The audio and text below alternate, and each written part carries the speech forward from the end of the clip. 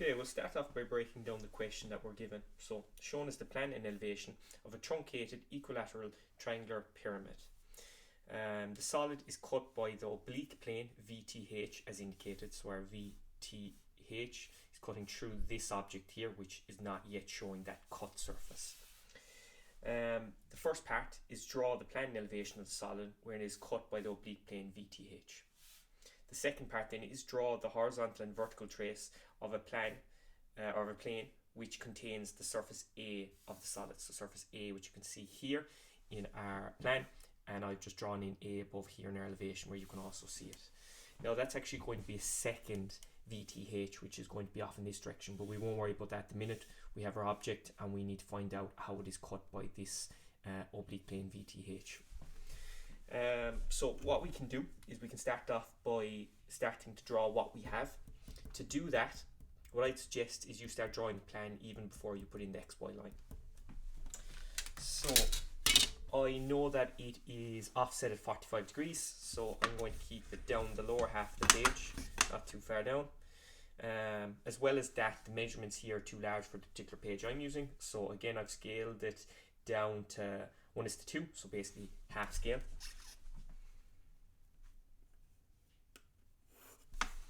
So I have a 45-degree line here, nice and light. I haven't decided exactly where it's going to lie yet. I'm going to say around maybe there will be the top, so that'll be this corner above here. And it's half scale, so the 95 is going to turn down to 47.5.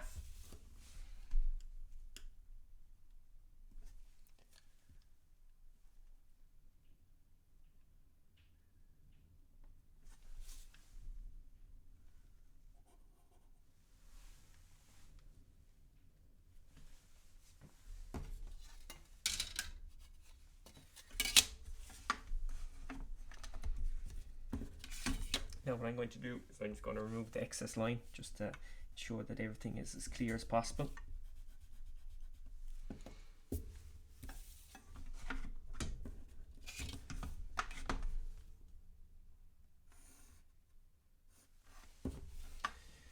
Now what you can do is we can get our 95 again, or the same measurement, sorry, which is 47.5, and we can swing two arcs like so from each corner.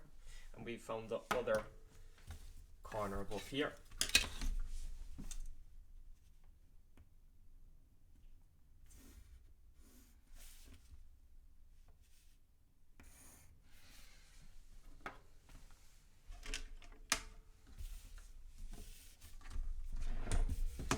Now what we can do is we can put in our XY line, which we know is going to be 6 millimeters above.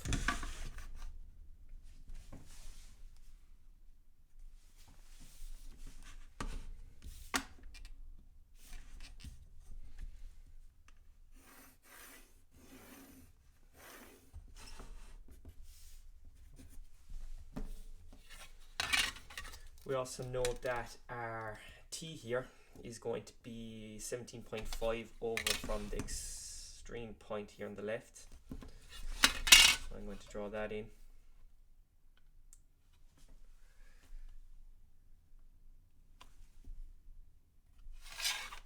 Again, be as careful as possible, just ensure that you're keeping it accurate.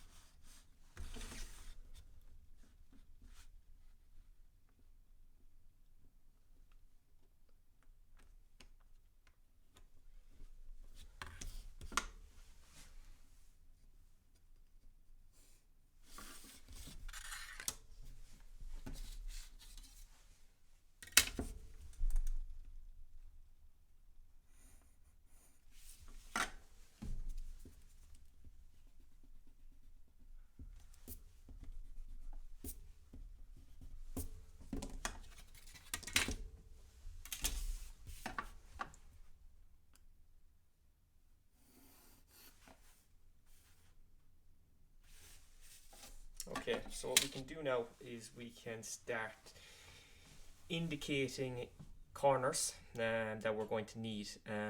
So I know I'm definitely going to need the base here, so that's going to be 1, 2 and 3. I can carry that up here as well, so that's going to be 2, 3 and 1 as well. The apex here, I'll just call that O. I also need the sides here. I know that's going to be offset or parallel basically with the sides here, which is 7.5. So what I can do here is move in 7.5, 5, 6. Nice and careful.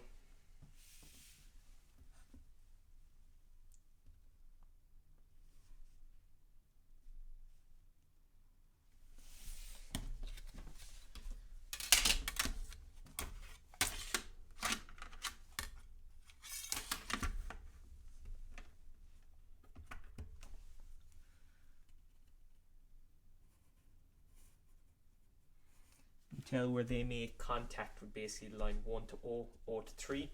You know that they're going to be then parallel to the sides here off to hit the other point.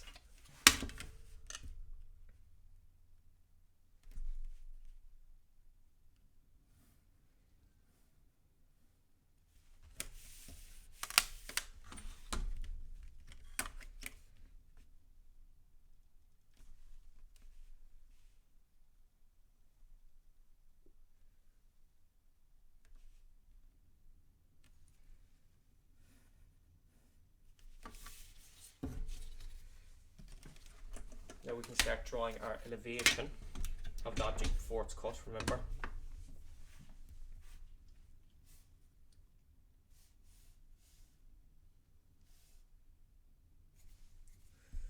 This should be 3.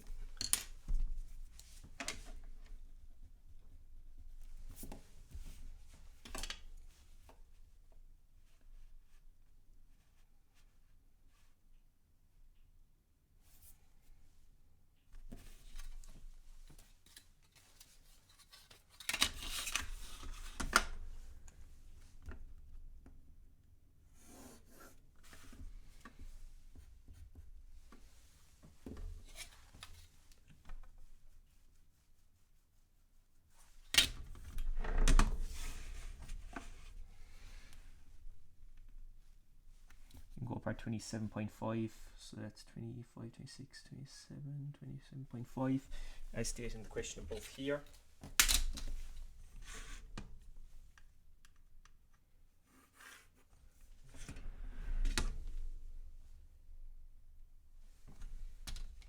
We know this corner above here, which is represented by this point here, is touching off our VT and is also in contact with our line that's 55 up here in the question. So I can take him straight up. Where he makes contact will be where our vertical trace is traveling. That's our vertical trace. So I have a corner here that can join back to 1. Like so. We can actually extend this line. Where that comes into contact then with the line here where O is traveling up is the apex. So we can draw him back to 2 as well as back to 3 above here.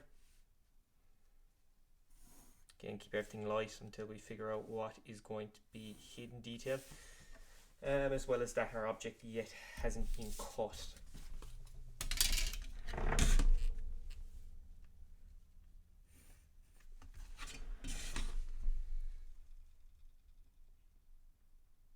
Okay, so that's basically our plan and elevation completed. Everything is still fairly light because we have to cut the object yet. What we're going to do is, like normal, have our auxiliary view, which is going to be looking at our VTH as an edge view. So again, we're going to be standing down here.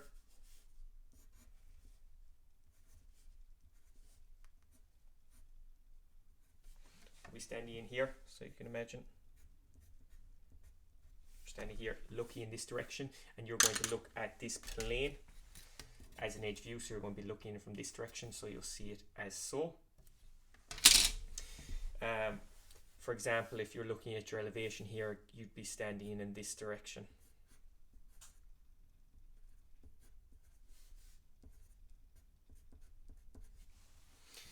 So when we're looking in this direction, we're going to be looking perpendicular to this line, this horizontal trace. So we're going to see that as a point view. So T and H are going to represent the same point. So what we can do is we can extend this line.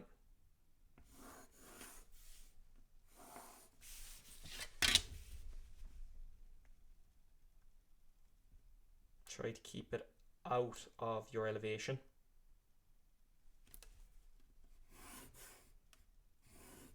So, X1, Y1.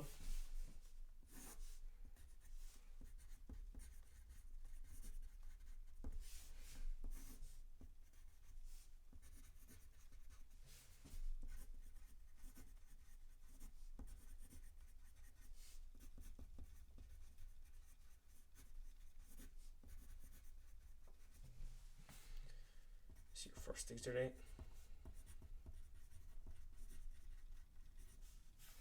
And it is going to be an auxiliary elevation. If your first auxiliary was coming from your elevation here, it would be an auxiliary plan.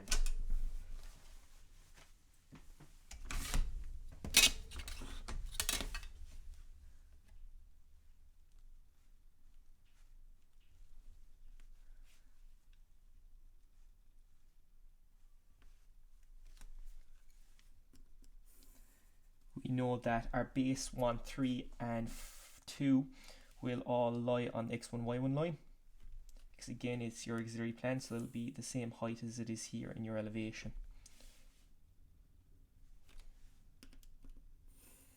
Keep everything as accurate as possible. Keep indexing.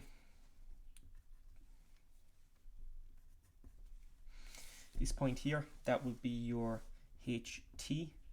So remember, that's the point view of this line, and then we're going to look at the whole plane as an edge view, so we'll have our vertical trace traveling off in this direction. Now I forgot to take up my apex, which I have indicated as O. I always get the question, why is it called O usually in questions? Why not A? I think they tend to call it O to keep it separate if you're indexing with letters A, B, C, D, E, F, G. Just to keep it a separate thing, they usually call the apex O.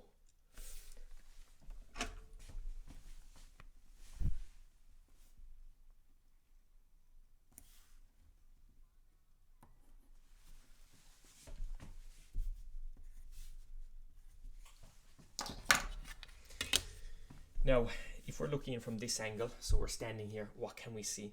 I will be able to see my line 3 to O. I'll also be able to see 1 to 0 or 1 to O, because as you can see here, it'll be in your view, as well as I'll be able to see 2 to O. So there'll actually be no hidden detail there.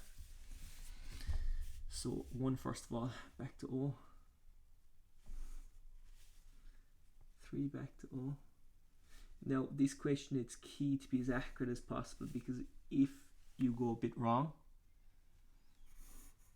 for a measurement along here, a small inaccuracy could throw you off a long way, especially let's say if you go a mil out this direction, you know, it could be a whole lot different in how high up it is along this line. Now we also need to take our height where it's cut, or not cut, where the actual object is itself. We have yet to draw our where our vertical trace, or sorry, our oblique plane is cutting through it.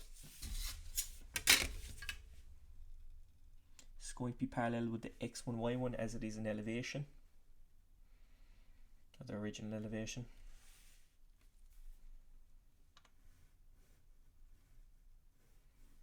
Like so.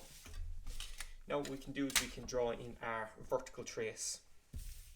So I'm going to use one of the lines we already have. So let's say this one here, take that up where it hits our vertical trace, that distance, we can extend this line.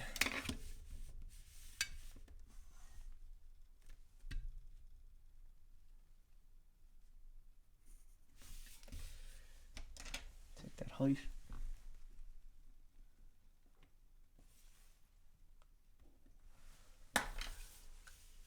Extend our horizontal trace through here for our vertical trace. So it's going to be our VTH. Now as you can see, everything above here is actually going to be cut off, so we can actually start marking what's left of our object. So what's left is definitely our base here anyway. So 1, 2 and 3. Then 1 is going to go up to O and it's going to get intersected here, so that's as far as that goes. 3 will go up to O as far as where it's intersected up here.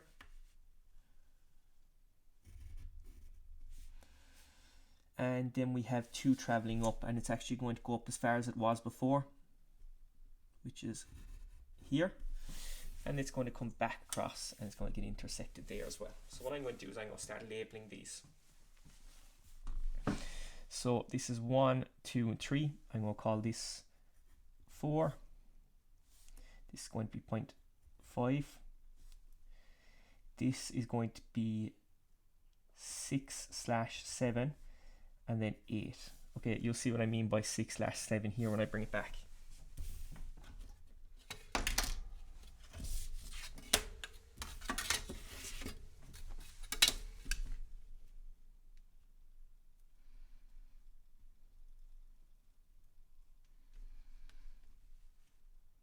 So we still have our 1.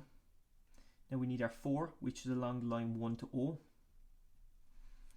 Now what I'm going to do is I'm actually going to change this out from my adjustable set square to ensure everything is kept as accurate as possible.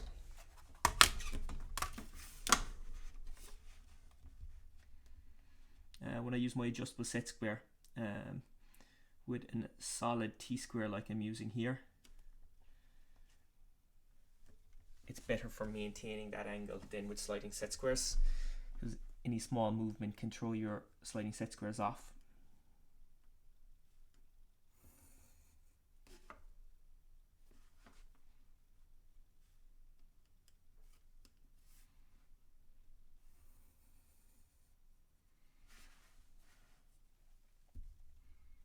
It's going to be 0.4.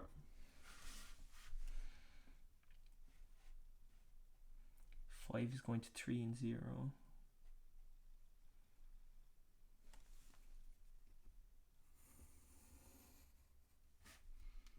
It's going to be this point here, and that's going to be called 5. And then we're going to have 6 and 7. 6 being in front because it's first. That's going to be 6, and this one's going to be 7, and we have our 8, which is where it always has been, 8. So what we can do now is we can actually draw on what's left of our shape. Now I'm going to use a fine liner, black fine liner, so it's as clear as possible what's left.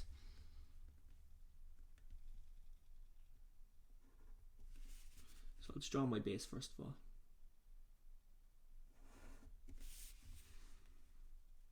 Because my base is still there, the full base.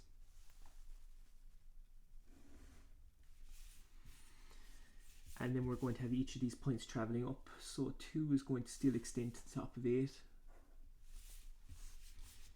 4 is actually, or 1's going to stop at 4 here. It's not going to travel all the ways up to O. And as you can see it there, 3 stops at 5. Then 4 will go back to 5 here, as it does here.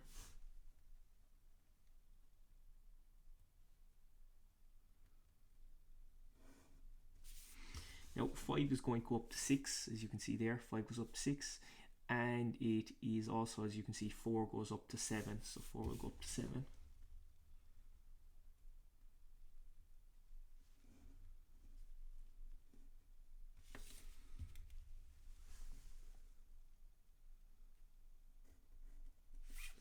As you can see there, 6 and 7 is a point view here, so we're going to join them up. And then we're going to have this little triangle left on the top, which is what's left of our top surface after the cut. Like so. So this is actually the section that's been cut out of it. To indicate there the cut surface that has been removed, I'm just going to put in a bit of a dashed line so it's nice and clear for everyone.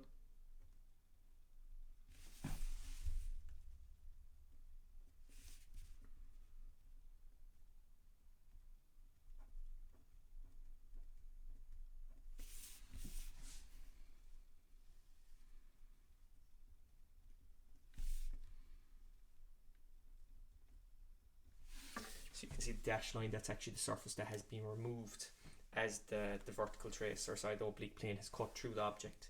So what I'm going to do now is I'm going to draw this above in the elevation as well to finish off the drawing.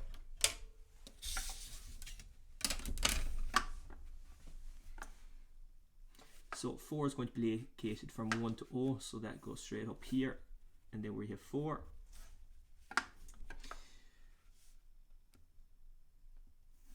7 is going to be up here, 7. 6 is going to be straight up here as well, 6. That's going to be 8, top corner above. And then we have our 5, which is located between 3 and O. So 3 and O, so it's going to be along this line somewhere.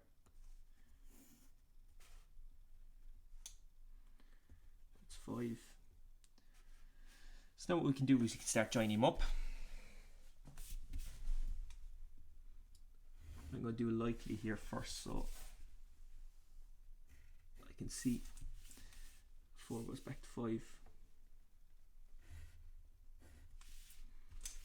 5 goes back to 6.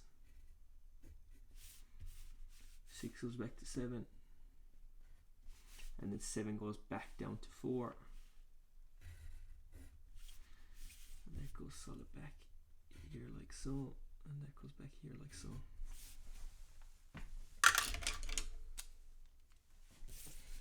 Then a bit darker.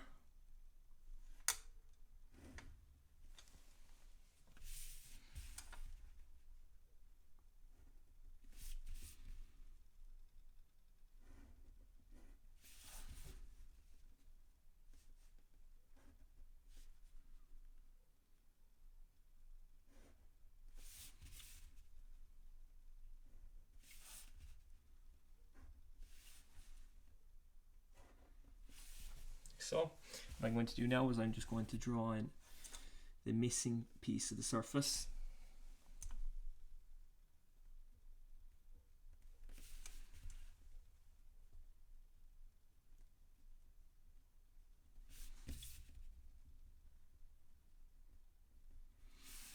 So you can see there this dashed line represents the same dashed line here, that piece that's actually been taken out of it. Now there's actually one more part to finish off this question, and that's part 2. And to do that, it's actually pretty simple. So what it's saying is that draw the horizontal and vertical trace of a plane which contains the surface A. So we have a trace that is lying up against this surface. So I know that it's going to be lying flat up against it like so. So I know my horizontal trace is actually going to travel from 2 to 3 here. So I can extend that like so, and I can call that my horizontal trace. And then for my vertical trace I need to pick another point that's on that plane, so any other point above here that's on that plane. So let's say the one 3 above here.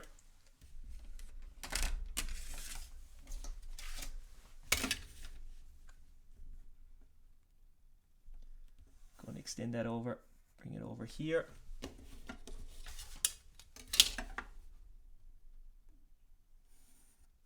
Bring it up like so. Where 3 comes across, it meets it there. And then I can extend it back from the T here.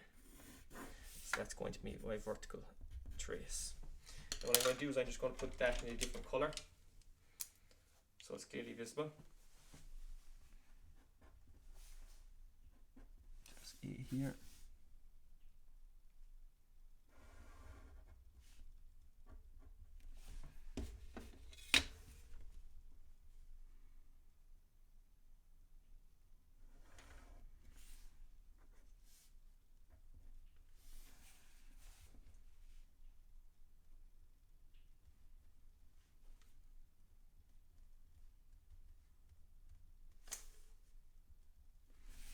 So, and that is your question completed.